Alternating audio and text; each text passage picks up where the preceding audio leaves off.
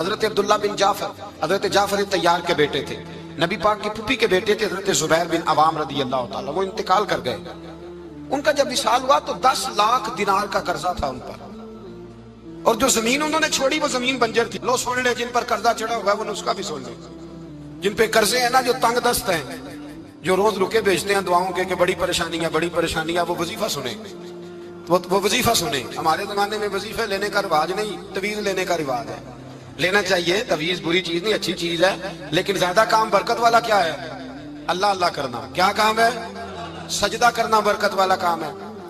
حضرت عبداللہ بن جعفر تیار کہتے ہیں میں نے قرضہ لینا تھا زبیر بن عوام سے، وہ وصال کر گئے۔ میں ان کے بیٹے کے پاس گیا، عبداللہ بن زبیر کے پاس۔ میں نے کہا پیسے لینے تھے، کہا بالکل لینے ہیں، میرے ابا جی مجھے وصیت کر کے گئے، لکھ کے گئے کہ یہ پیسے دینے، اور وہ یہ لکھ کے گئے ہیں، میں زندگی بھر کوشش کرتا رہا ہوں، ادا نہیں ہو سکے، بیٹا تیری ذمہ داری ہے میرے قرضے ادا کرنا۔ عبداللہ بن زبیر رضی اللہ تعالیٰ عنہ کہنے لگے میں انشاءاللہ آپ کی رقم دے دوں گا۔ تو عبداللہ بن جعفر تیار کہنے لگے بھائی ہم دونوں آپس میں ہیں، کوئی شے نہیں چھوڑ کے گئے آپ کے ابا جی، کوئی چیز نہیں۔ توجہ ہے میری بات پر؟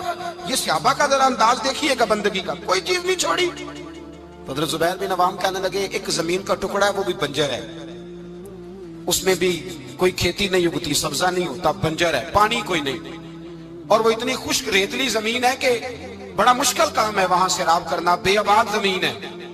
حضرت سیدنا عبداللہ بن جعفر کہنے لگے تو اس طرح کر، وہ مجھے ساری نہ دے، اس میں سے تھوڑی سی مجھے دے دے، میں 10 لاکھ دینار کے عوض وہی رکھ لیتا، تیرے باپ کا قرضہ ادا ہو گیا، دے تو صحیح۔ انہوں نے کہا کیا کریں گے، وہ تو کسی کام کی نہیں، چند کوڑیوں کی بھی نہیں، فرمایا مجھے دے دو، میں جانوں اور میرا کام جانے۔